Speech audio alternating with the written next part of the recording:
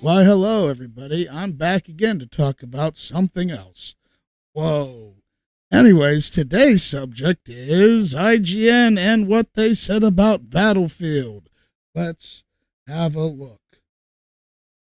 Oh boy. What is this? A safe, dull reimagining of what Battlefield once was, rather than a bold reinvention of what it really. Let's look up reviews from other sources, shall we?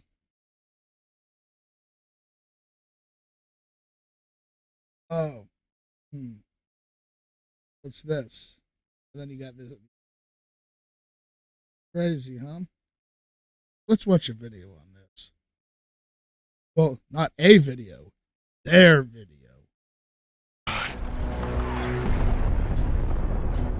It's been 7 years since the last Battlefield campaign, a decade since the last one set in modern day, the intriguing but ultimately flawed Hardline. In that time, Doom and its sequels took the speed of a single-player first-person shooter to the next level. Titanfall 2 pushed level design forward in inventive ways, and even Call of I like how they glazed over 2042 at the beginning. Duty reinvented itself on several different occasions to varying degrees of success. But Battlefield 6 has little interest in innovation, instead firmly looking back at what made the series so successful 2 console generations ago. Aside from being an impressive technical showcase at times, its small routine set of missions has little new to offer. There is some variety and a few moments of impressive scale to be found, but it's all over so quickly you barely have time to savour them. Though it never quite feels like a full-on afterthought, it's a campaign that comes across as a sidearm of Battlefield 6's arsenal when placed alongside its more grand multiplayer suite. Which with Battlefields, it usually is. But I played this story so far, and I think it's good. Better than some things we have that take place in virtual reality. Call of Duty.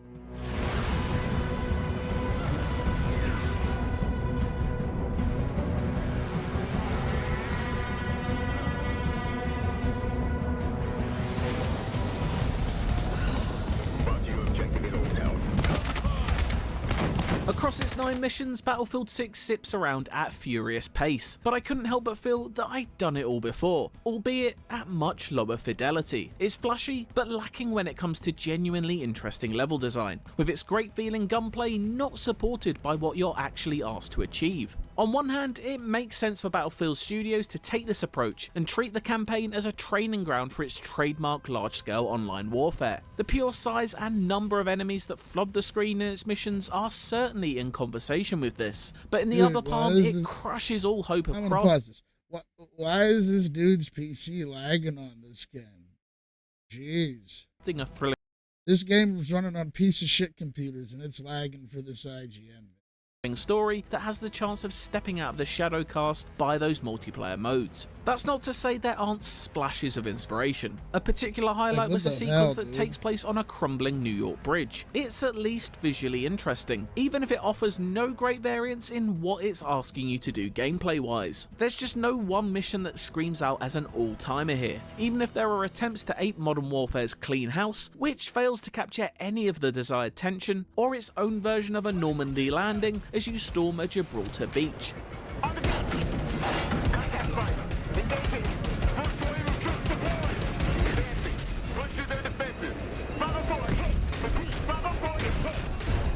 It's oddly very much a Call of Duty. That seems more exciting than what Call of Duty does, in my opinion. Campaign. I mean, let's look at IGN's track record.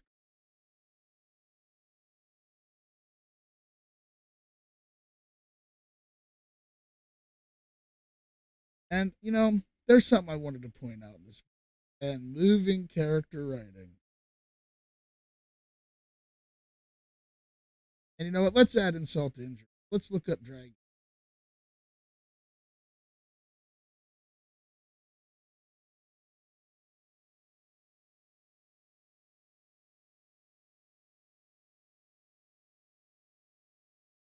Oh, look.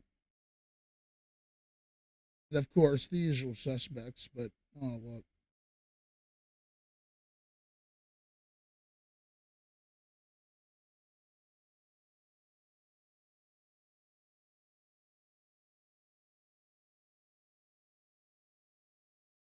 Oh shit, that was loud. But yeah. But let's have a look at that good writing. That obviously, let's have a look at the better writing that's in Dragon Age compared to a game about. Let's have a look at that. How does that work? Where would they go? Did it have a stomach? Wait for it. Best part is, while Tash is pounding that snake's nose, she's still holding the ruby in her other hand. Maker's panties, I was so proud. Oh, Ah, shit. They're still holding it, sorry. What are you doing? Pulling a barb. Oh, okay. a barv? Tradition in the Lords of Fortune, from one of our old members, Barv. Good guy, but like most of us, his plans went sideways a lot. Bad blood among your crew's not good for morale, but there's not always time for big, drawn-out apologies. So, when one of us screws up and we know we've screwed up, we do a quick 10 to put it right. Pulling a Barv. Oh, folks. Moving character right. Anyways, let's continue to see what they have to say. Oh, wrong. In its map and objective design, and struggles to stamp much of the signature Battlefield. And by the way, at the beginning of the game, you play as a badass character. And sorry for a couple spoilers here. You play as a badass character that watches a lot of men he fought with and potentially called brothers. And brothers means something different when you're at war. But when he called them potentially brothers, he watched them all die in the first mission of the game. Let's talk about good writing. Large-scale action that made me fall in love with the series. I find it frustrating not to see risks being taken creatively, especially when such a vast budget is available to fuel. And not to mention, at least the game, at least Battlefield 6 goes into the storyline that was already presented there. That's why I don't need to try anything new. Such ambition. One later chapter set amongst the mountains of Tajikistan does take place in a wide open area and echoes the multiplayer roots of the series, as you're encouraged to take your own approach when completing the task at hand. In theory, this isn't it funny that they like the mission the most that plays like Call of Duty missions? Isn't that fun? Again.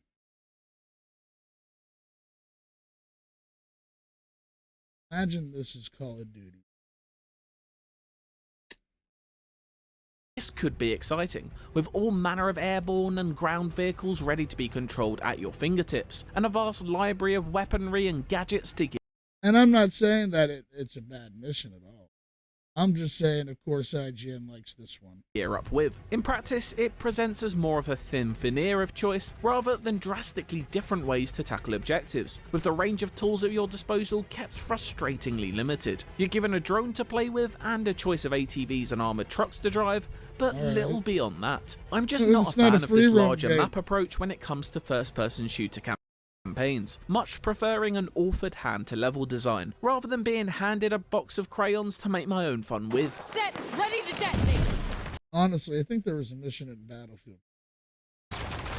These stretches are worryingly close to Modern Warfare 3's open combat missions at times, a memory I never wanted to relive, but at least they do feel philosophically more at home as Battlefield arenas. Thankfully, these don't make up the majority of the campaign, but what's found in its smaller scope staging isn't any more exciting. You'll often find yourself hunkering down in tight city streets or behind hulking tanks, waiting for the right opportunity.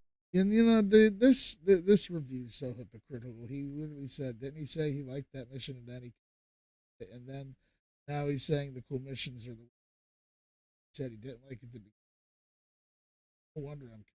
Opportunity to pop your head out. A run and gun mentality simply isn't welcomed here, with a patient cover-based approach encouraged. The gunplay is snappy at least, with a satisfying weight to it whenever you do choose to open fire. Assault rifles and LMGs pack a powerful punch, and serve as efficient tools when faced with another wave of enemies.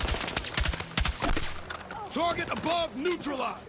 and sniper rifles are satisfyingly devastating, even if the enemy AI displays little brain to blow out. It gets especially exciting when the impressive destruction tech takes a chunk out of the building you've been finding solace in, and you're forced to scramble to another safe haven. These claustrophobic moments of true jeopardy really are all too rare though, as for the most part, the campaign is reduced to rinse and repeat objectives that I mean, I'm not gonna lie, though, the game sounds pretty fun to me. were getting old in FPS campaigns a decade ago. Having one mission include a sequence where you need to destroy anti-aircraft guns or SAM sites can be forgiven, but doing this on more than 3 occasions is just downright boring, and grinds any gathered momentum to a halt. There are only so many times planting C4 can be considered a fun time, and all too often you're tasked with standing still amongst the action and pressing a single button in order to continue. On multiple occasions I was asked to watch some explosions that I didn't even get to set off take place. Sometimes a soldier only gets to watch. Or sit in the back of a speeding vehicle and control a mounted turret that only gives you a mild feeling of being responsible for the carnage on screen. It's on rails all too often, taking its most exciting moments out of your hands and displaying them in cutscenes, resulting in much of the campaign feeling like the most straight-faced Disney ride ever built. I wanted to be the star of the show, but I ended up just feeling like a passenger.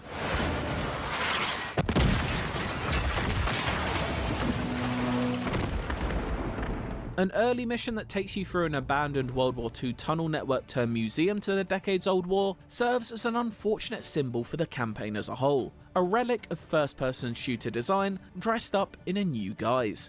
Being funneled through corridors towards the next static shooting gallery to gun down fish in a barrel is hardly exciting in 2025, and it barely was 20 years ago. Outside of a series of tank battles, Really? 20 years ago?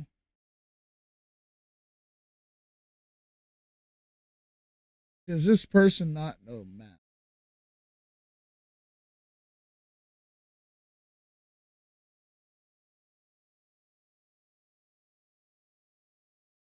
as dry as the desert roads they take place on, it attempts to sprinkle very little of that battlefield magic into the mix, largely negating environment destruction as part of your toolkit and never once putting you in control of an airborne vehicle. Is it really Battlefield if I'm never zooming along in a fighter jet or unleashing hell from a helicopter gunship?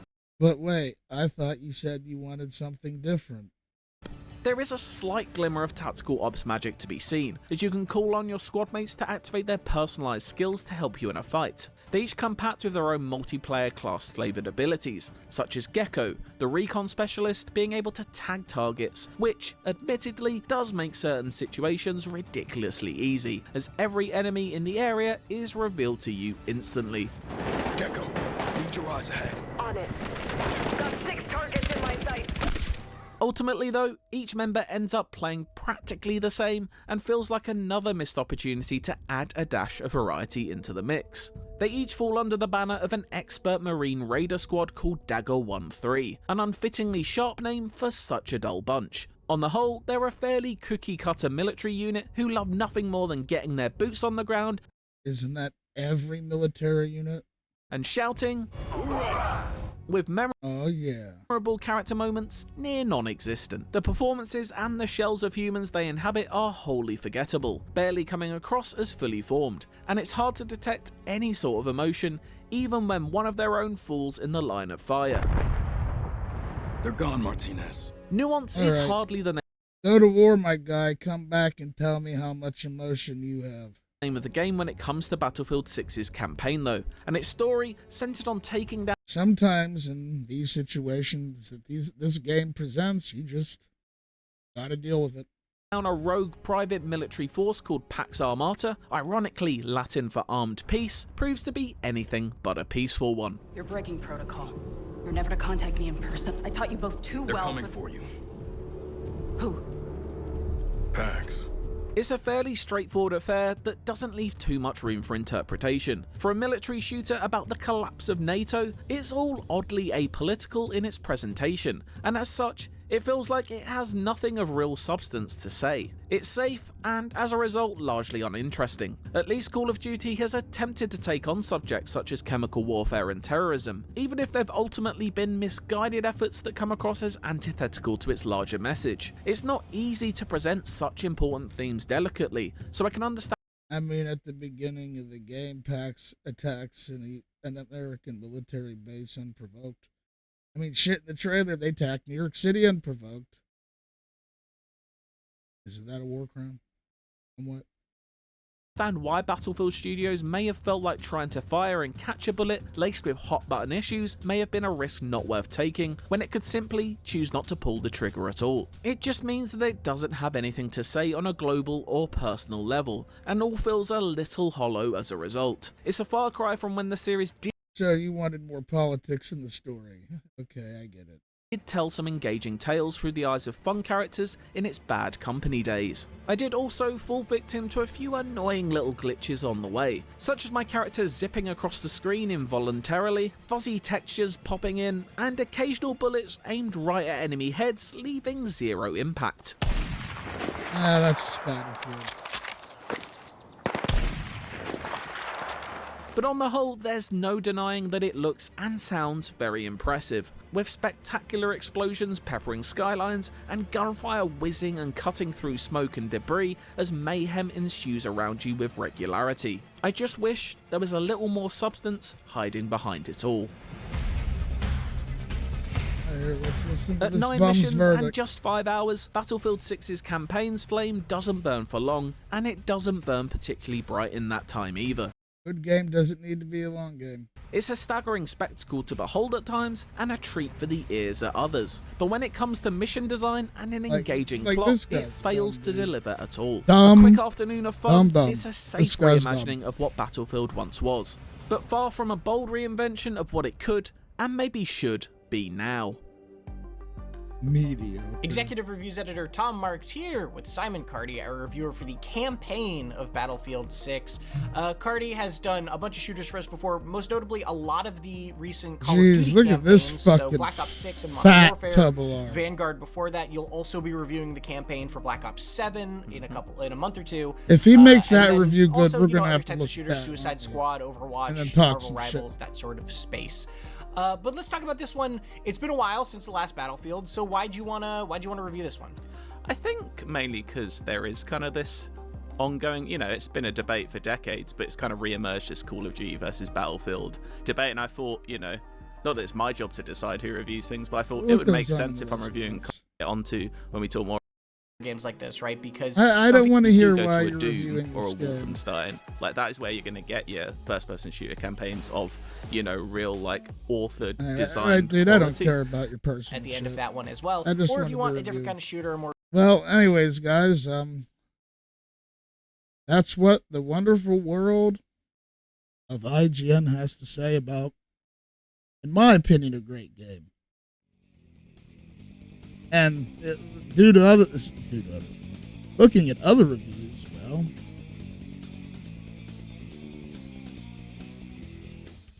I just think IGN's wrong, as usual.